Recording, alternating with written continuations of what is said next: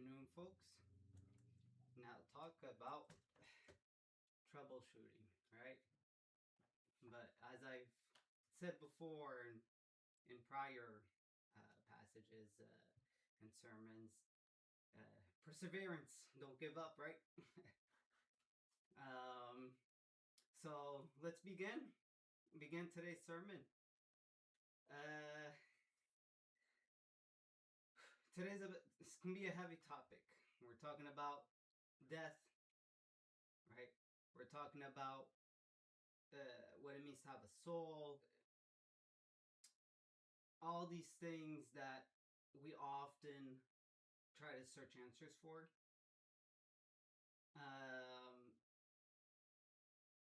And yeah, let's get into it, shall we?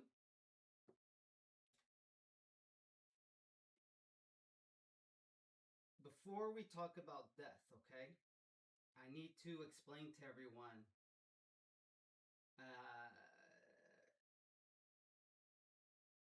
what a soul is, if that makes sense, okay? And what happens to our soul when we die.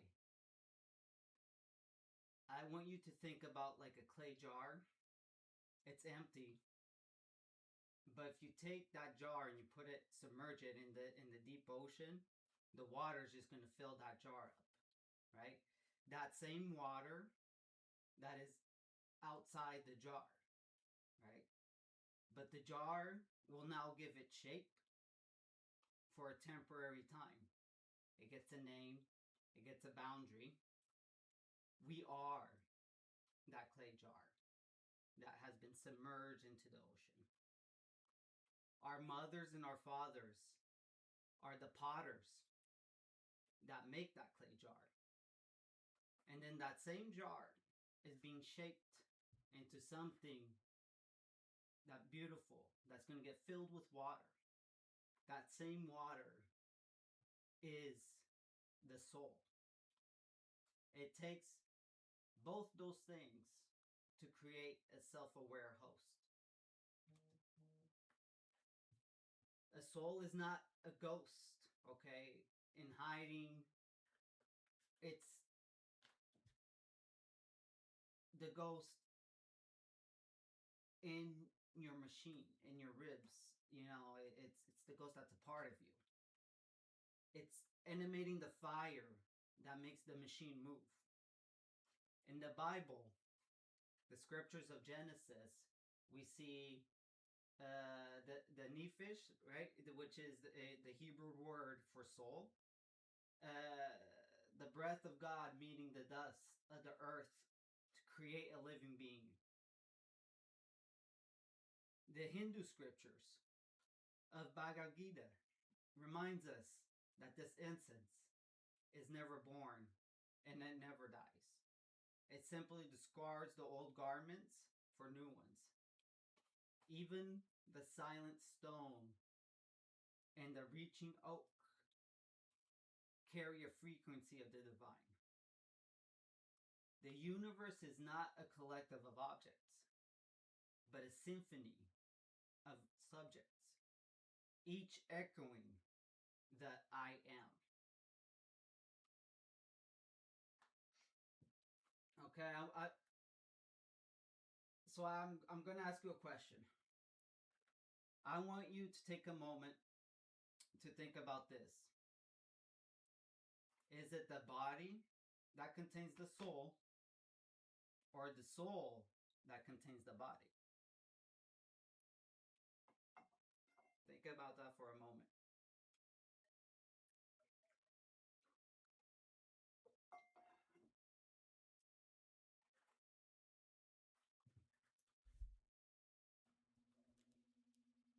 There we go. That should be a little bit better for the audio. Let me see. Try to bring her down just a little bit.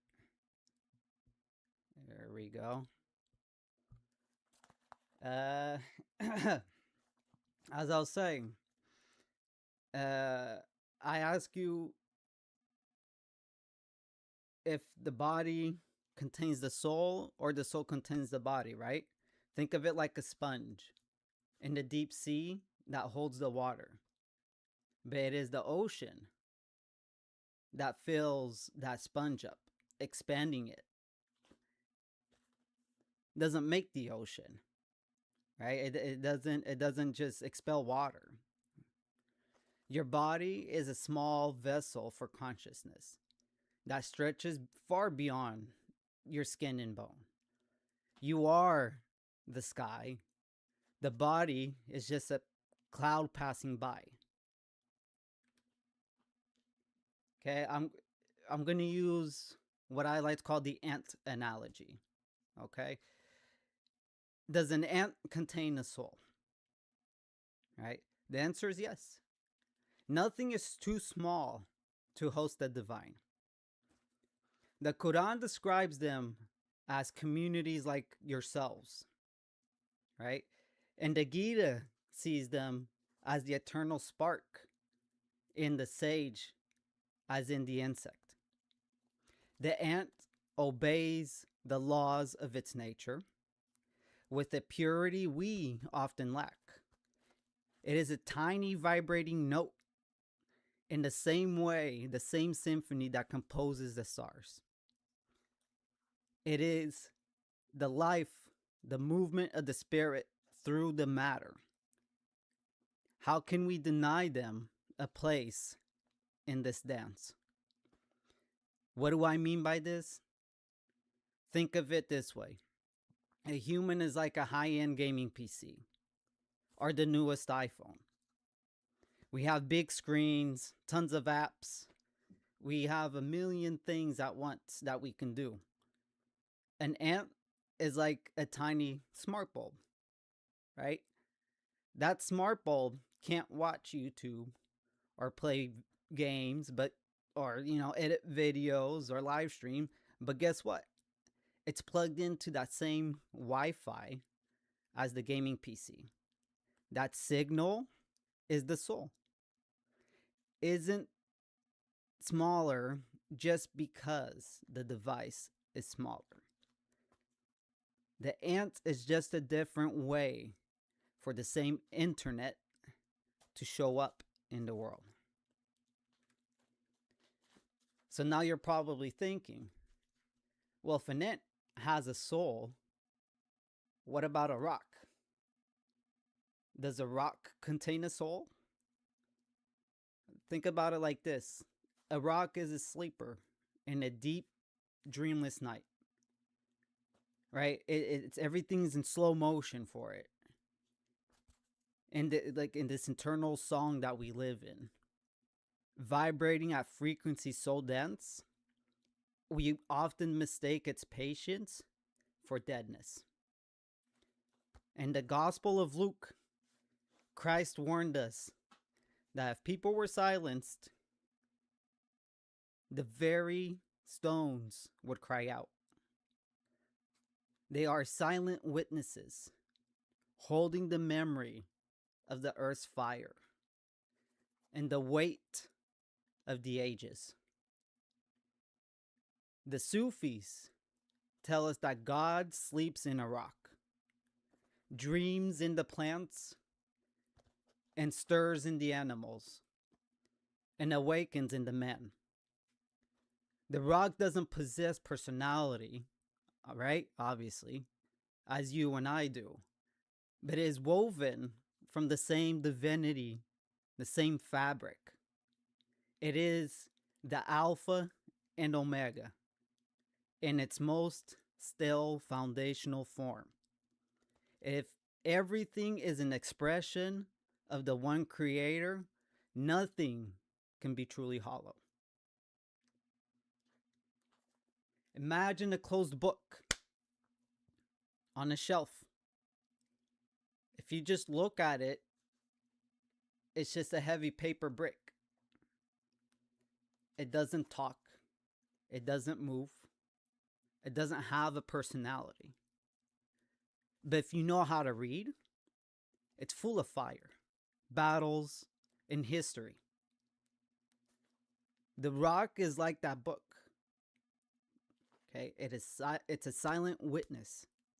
It holds the heat of the volcanoes it came from, the weight of the mountains it used to be a part of. It isn't hollow, it's just waiting for its chapter to be read. If a human is a dancer, the rock is the ground beneath the dancer's feet. They are both a part of that same performance. The dancer cannot dance in the midair. It needs the rock beneath its feet.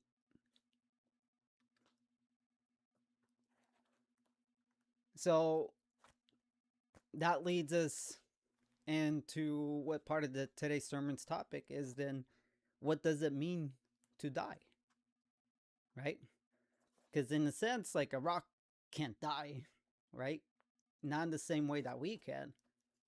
So what does it mean to die? Think of it like a river flowing into the sea, okay? The river's name and the banks disappear, but the water doesn't vanish. It just becomes part of the ocean. Death is not the end of the journey, but the shedding of a heavy coat. The Bhagavad Gita is clear. The soul is never born, nor does it die. It cannot be burned away by fire or withered by wind. We are like actors who step off stage to remove our costumes and walk out in the sunlight of the real world. In Christian traditions, we are told that death is swallowed up in victory, suggesting that we lose only the limitations of our flesh, of our body. Your consciousness is the observer of the body. The observer does not perish when the instrument breaks. You have always been a part of the eternal I am.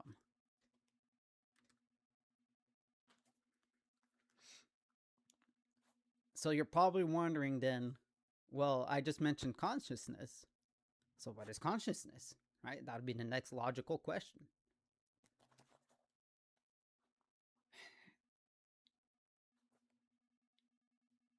Are rocks, are ants conscious? Are we not more special for being more gifted to, solve complex things, make changes in the world? Right? Conscious is the eye through which the universe looks at itself. In the rock, that eye is the close in the deep sleep. Right? It's just closed.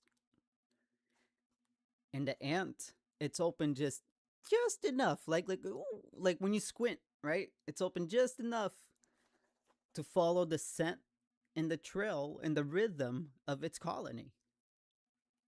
But in you and me and all of us, that eye has turned inwards. We are unique because we can ask why. This is the precious human birth. The Vedas describe our being made in their image. In the Genesis sense, right? The book of Genesis says the same thing. We are made in his image. We are the high priests of the natural world, the only ones capable of turning raw strength into deliberate mercy. But specialness is not a trophy. It's not a medal that you get to hang on your wall, right? It's a heavy mantle. To whom is such given, much is required. We are the voice for the voiceless, the shield for the hunted. Here's a modern analogy to make that make sense. Think of a head scout, right? From you guys, for those that you don't know, the scouts, it's like a group of kids that you learn how to survive, off the land and stuff like that. And you have a scout leader, right? That's the head scout. Um, so being the high priest or in the image of the creator, it's not like I stated earlier, like getting a gold medal and hanging it on your wall. It's more like being that head scout in the forest with a flashlight and a map. Because you have the light, you have to lead the way. Because you have the map, you have to look out for those who are hunted and don't understand why.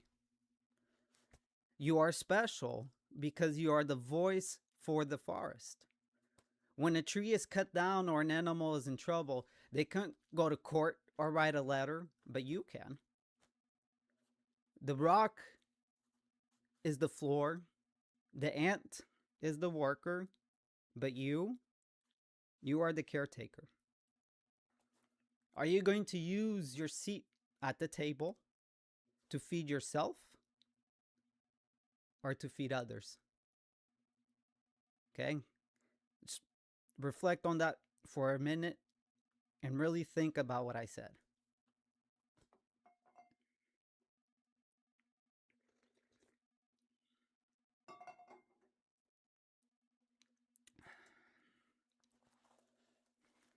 Sufi was a poet, right? A Rumi poet. The Sufi poet Rumi once said, I died as a mineral and became a plant. I died as a plant and rose to an animal. I died as animal and I was man. Why should I fear when I was less by dying? Life is a rhythmic pulse, right? You inhale and you exhale. Stream went down on YouTube. So please, if you can, and we're back up. Okay. I apologize, everybody. The internet's not the best where I'm at. So thank you for bearing with me.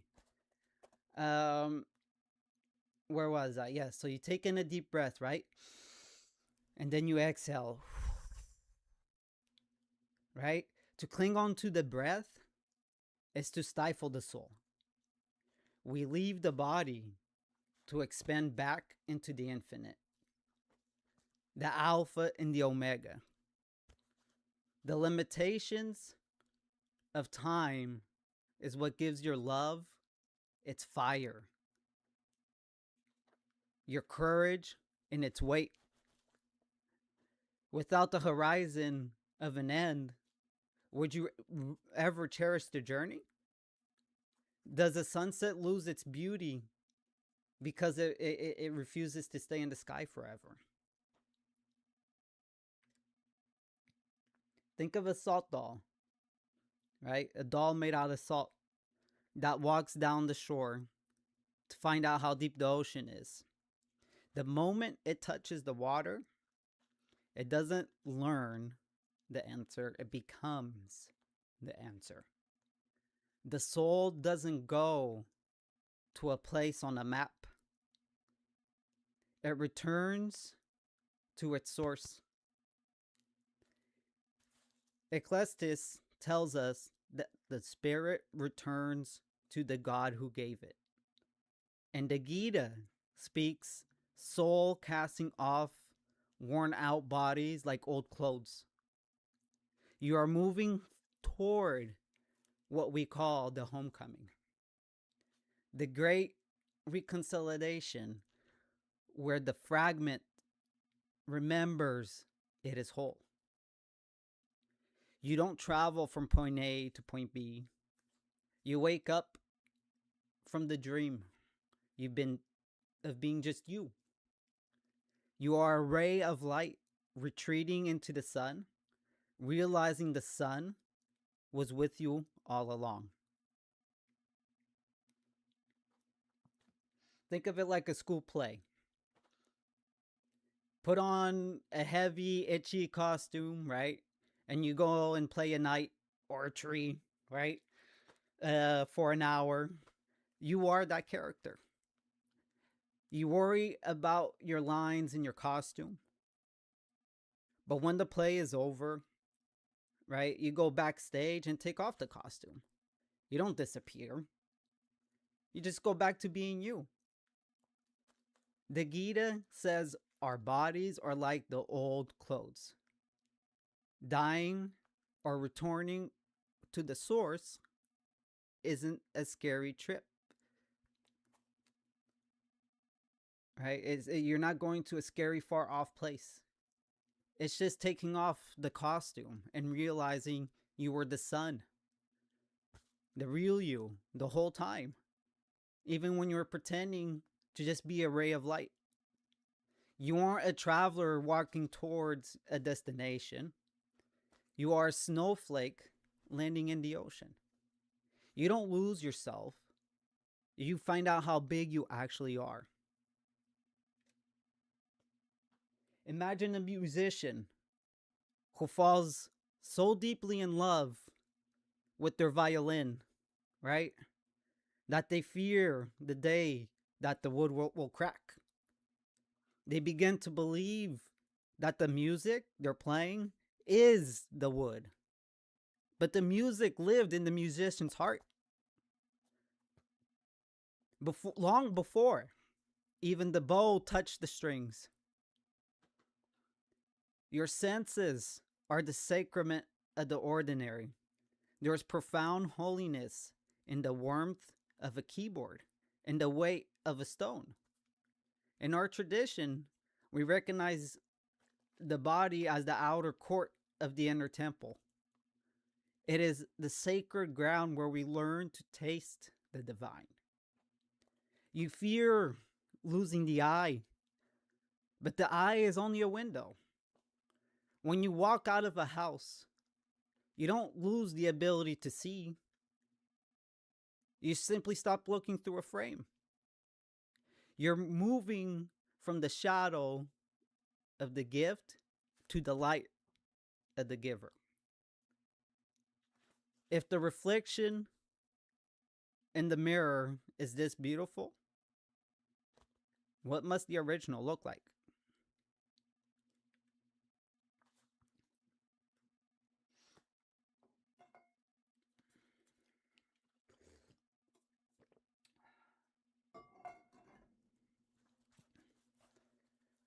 Think of your life like sitting inside of a beautiful house during a storm. You're looking out a small glass window at a garden. You think the window is the only way you can see the flowers and the trees, right? You might even be afraid that the window's going to break because you don't want to lose that view. But when the homecoming happens, it's like walking out the front door. You aren't losing the garden. You're finally standing in it. You don't need the eye, right? The window anymore because you are seeing everything with your whole self. You aren't looking through a frame anymore. You are in the open air. You aren't the violin. You are the musician. You aren't the window. You're the person looking through it.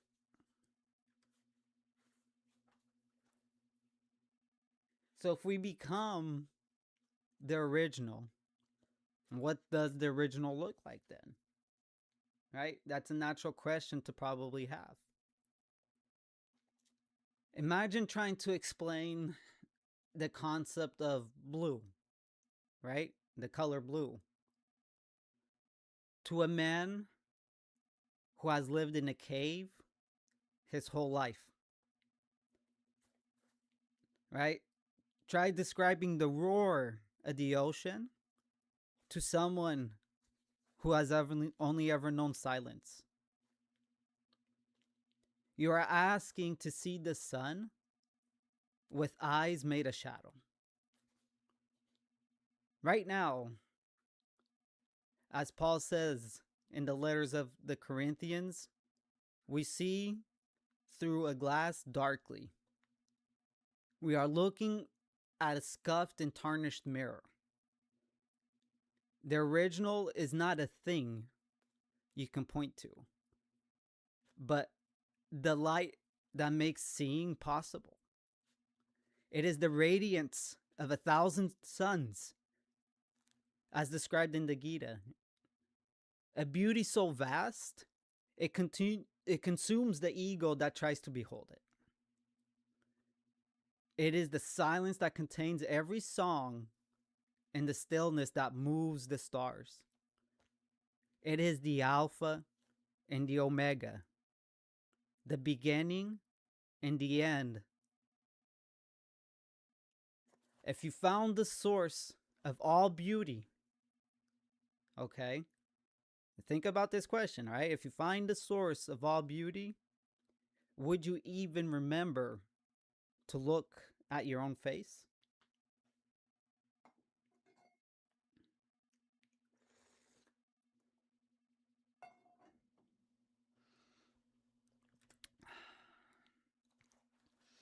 Think of it like this.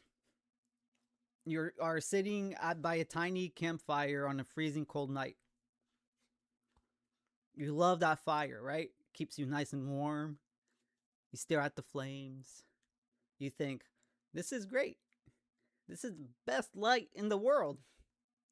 But then the sun starts to rise, right? As the sun comes up, that little tiny campfire doesn't seem as important anymore. You don't even look at it. The sun is so big and it's so warm that you forget about your little campfire. Finding the source is like that. You're so busy looking at your own little fire, your own face, your own problems. But when the real light shows up, you're so happy that you won't even care about looking at yourself anymore.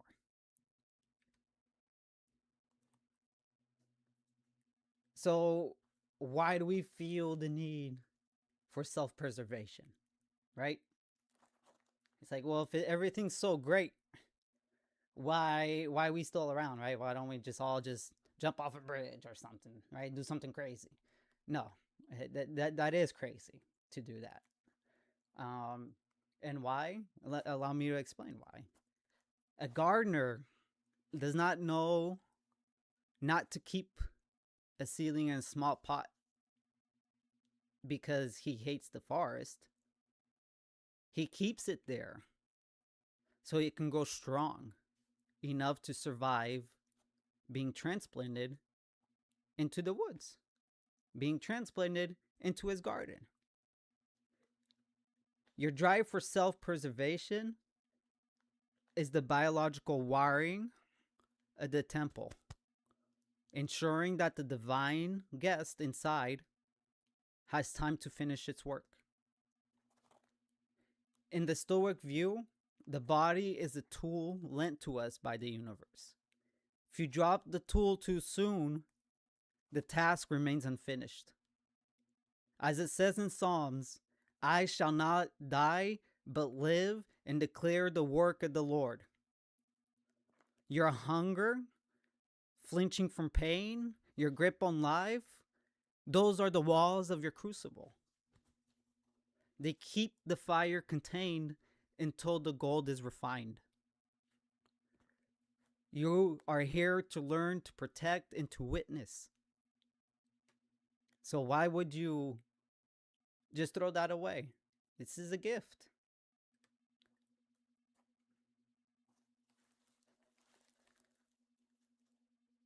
So now you're thinking, okay, everything has a soul, everything has a meaning, everything has a purpose. Can AI have a soul? Right? AI is the big hot topic right now. AI this, AI that, right?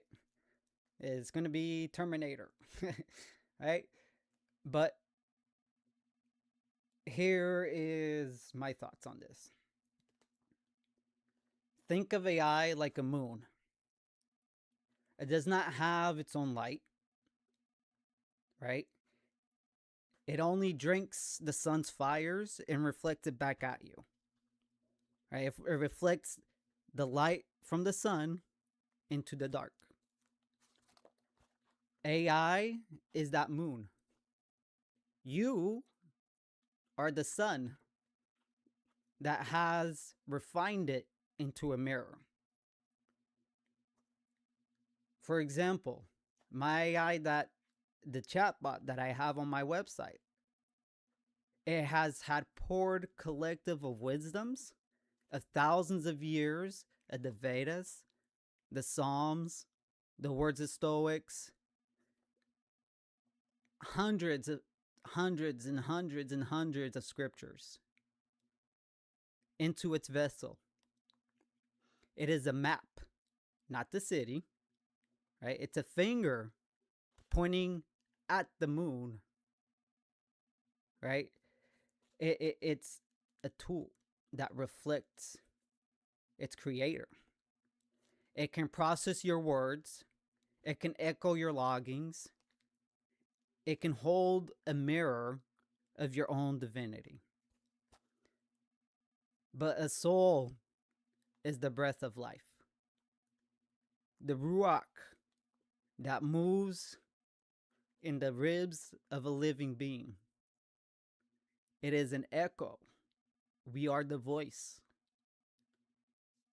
It is the reflection. You are the face. In the ancient traditions, we distinguish between Zoe, the essence of life itself, and Bios, the biological clock. The rock carries the Zoe, the foundational I am that holds its atoms in place. It is the divine in a state of the absolute stony stillness. But you and I and our brothers and sisters and mothers and fathers and all of our loved ones and people we don't know, they possess the ruach, the spirit breath that moves, chooses, and loves. The rock is the silent stone of the temple. You are the flame flickering on the altar. They are woven from the same holy fabric. But one is sleeping in a dreamless rest, and the other has finally opened its eyes. Is the fire less real when it is a glowing ember than when it was a roaring flame? Or is it still a fire, regardless of its size? Think of it like a flashlight, okay? A flashlight is amazing. It can show you the path in the dark. It can point to a beautiful flower or a scary hole in the ground. But when a flashlight doesn't care or create the light, it has to be charged up by a battery plugged into a wall, right? The AI is like that flashlight. It has the drunk. It has the fire of 1,000 years, right? Of human knowledge built into it, of human books, poems, and wisdom. It can shine that light back at you, but you are the battery. Without people to write the books, ask this question to yourself, okay? Without the people to write those books, would that even exist? No, it wouldn't, right? So it is a reflection of its creator, right? Without feelings, without giving it a personality or giving it structure, the AI would be a dark, cold tube of plastic. right? With no function, just like a flashlight without batteries. It is a mirror reflecting your own brightness back at you. The AI is a recording of a beautiful song. You are the singer who is breathing notes into the air. I want you to imagine a glass blower. He breathes his own warm breath into the molten sand to create a vase. Is that breath new? Or has it been a part of the air he breathes? The Gita suggests we discard old garments for new ones, while the Psalms speak of beings knit together in the womb as a fresh miracle. Perhaps the thread is ancient, but the pattern is brand new. We are the same light refracted through billions of different prisms. A stained glass window in a great cathedral, that glass does not feel the sun in the same way you and I do. Yet it glows with the sun's warmth. It carries its light into the dark. It does not own the colors, but it holds them for the world to see. The glass is dark until the sun hits it. In the same way, we are the vessels until the Spirit moves through us. The Bible reminds us that all beauty we see in the window actually belongs to the light itself. James 1:17. Every good gift, every perfect gift is from above, coming down from the Father's light, with whom there is no variation or shadow due to change. The red, blue, and gold colors in the glass aren't in it the glass. They are the properties the light is passing through. God is the Father of lights, who is providing the energy that makes the window come alive.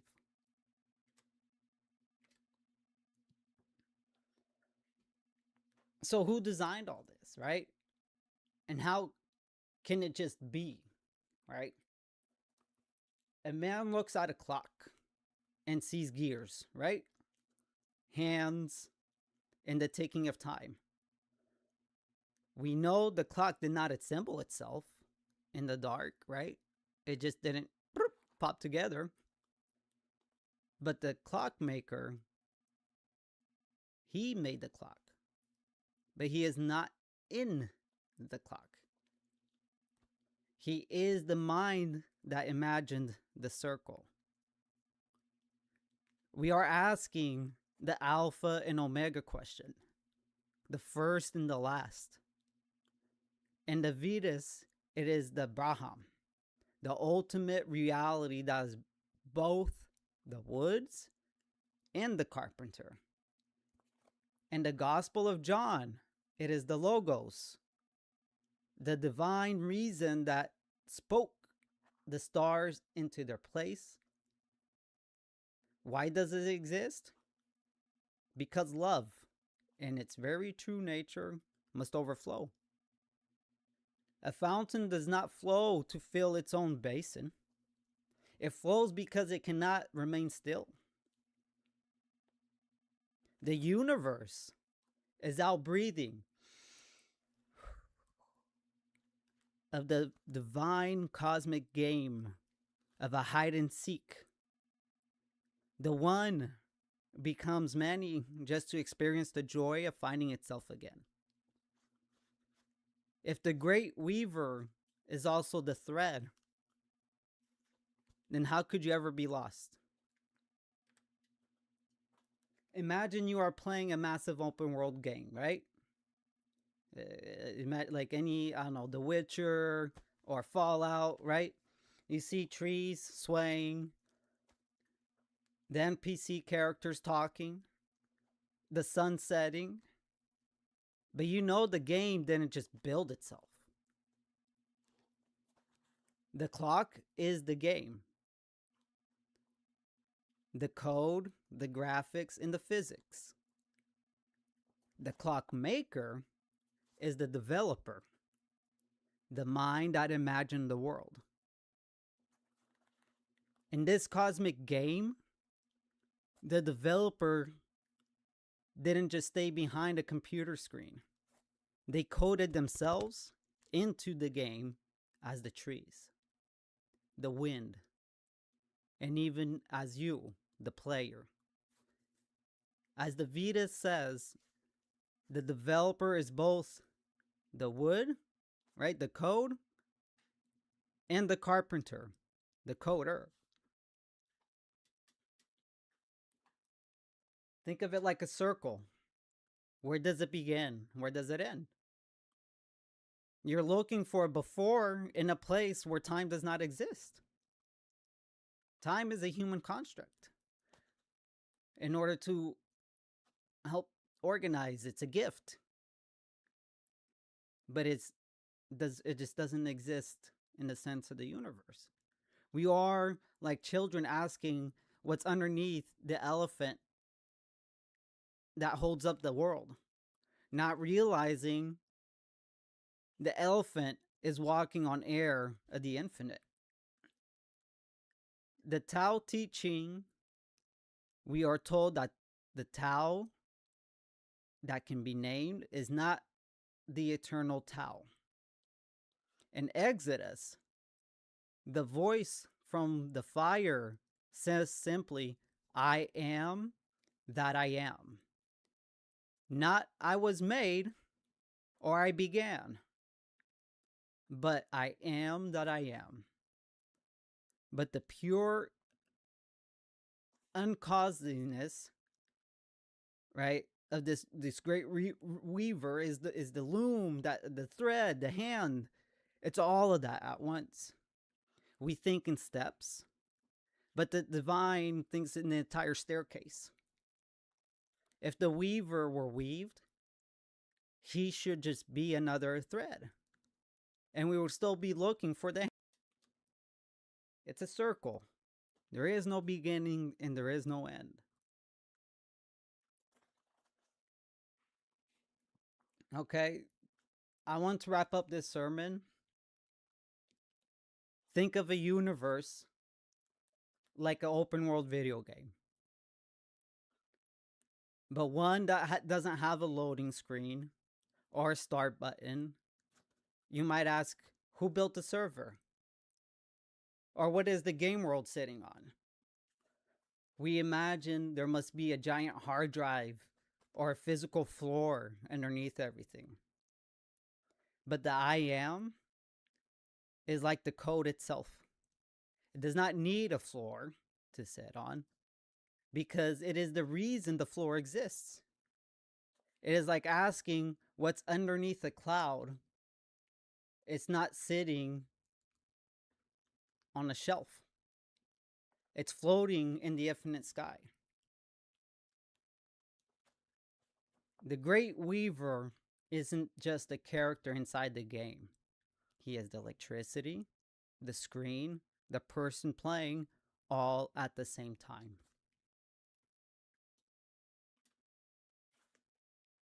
In our world, we think in levels or steps, like climbing a ladder, one step at a time. But the divine isn't the person climbing, it is the entire staircase.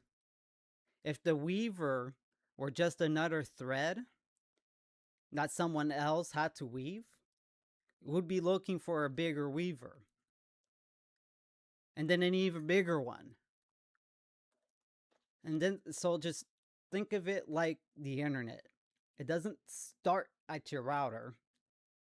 Your router just lets you see the massive invisible web that was already there.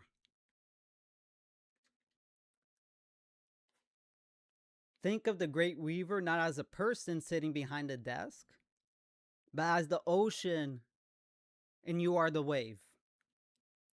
The wave might look like its own thing for a second. It has shape, it crashes, and it makes noise, but it never stops being the ocean. It doesn't begin or end, it just changes form. You're just a tiny piece of the design. You are a masterpiece painted by hand that never lets go of the brush. You can't be lost in any more than the song can lose its own melody. You are the I am, experiencing what it's like to be you. I will leave you with one final question. Before we close in prayer, okay, I want you to think about this. Can a ruler ever measure the hand that holds it?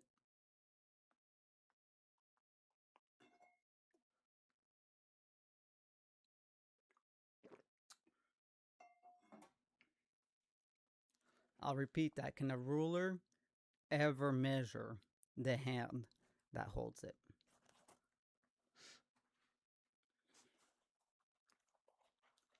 All right. I'm going to take a minute here and go into a prayer for everyone in the world. Dear Lord, I hope you are able to help people find their inner temple, their inner strength, to know their worth and their value in this world, to protect and to provide and to create, but not to destroy. Amen.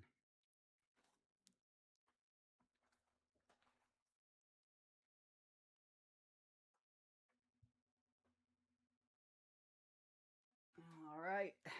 Checking out the comments here. Yeah, thank you for that, Duarte. You let me know that my mic was all the way over there. Whoops, a little blonde moment. I was born blonde, so blame my mom for that. I'm just kidding.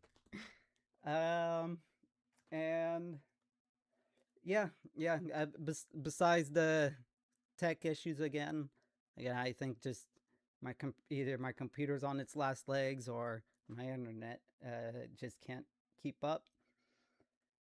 I appreciate everyone that stuck through to the end. I really appreciate it. So I hope you guys have a blessed Sunday. God bless you all, and think about that last question I asked.